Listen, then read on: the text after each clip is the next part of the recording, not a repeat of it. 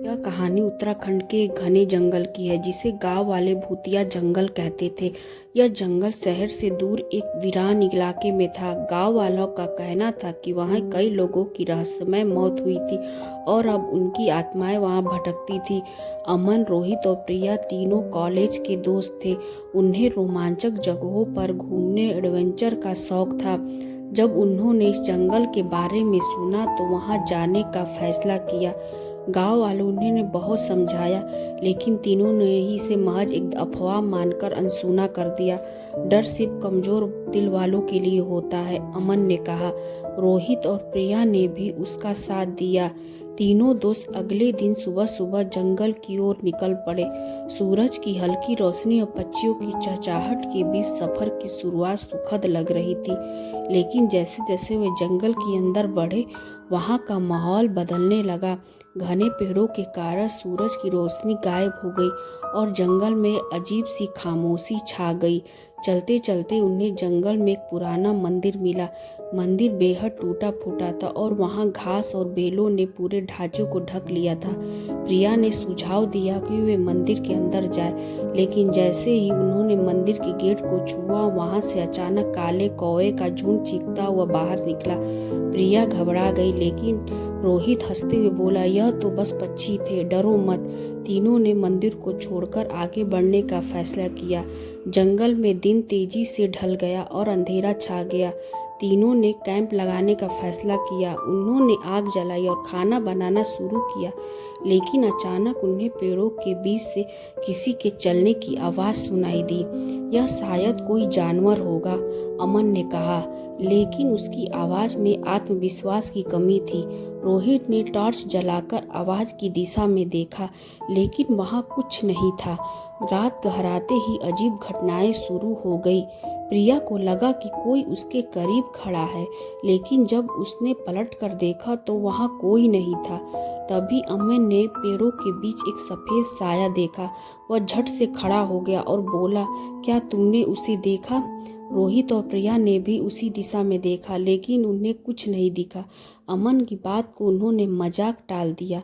अगली सुबह तीनों ने जंगल से बाहर निकलने का फैसला किया, लेकिन जितना वे बाहर निकलने की कोशिश करते, उतना ही गहराई में चले जाते। जंगल उन्हें भटका रहा था। उनके फोन की बैटरी खत्म हो चुकी थी और उनके पास खाने पीने का सामान भी खत्म हो गया था। चलते चलते उन्हें जंगल के बीच एक पुराना और वीरान घर दिखा।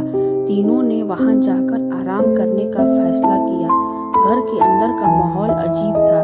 दीवारों पे खून के निशान थे और कोनों में टूटी फूटी मूर्तियां पड़ी थी। यह जगह सही नहीं लग रही थी, प्रिया ने डरते हुए कहा, लेकिन उनके पास और कोई चारा नहीं था।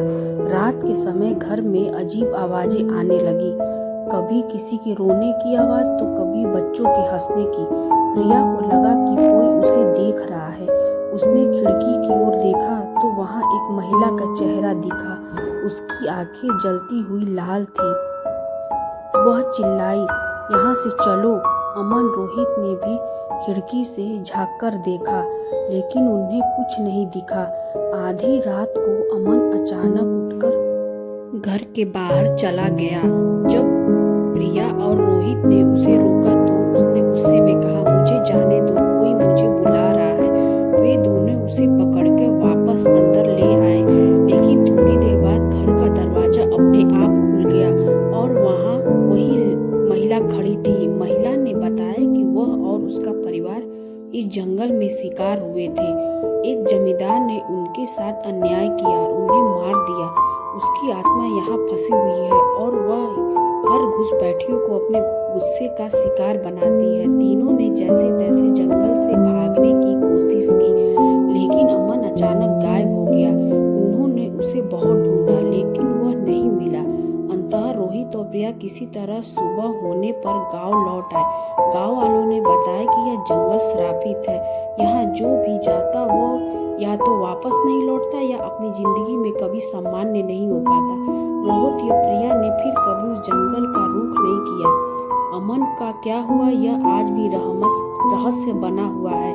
इस जंगल में अब भी रात में अजीब आवाजें आती है। यह कहानी इस बात का प्रमाण है कि कुछ जगहों पर जाना इंसान की समझ से परे हो सकता है।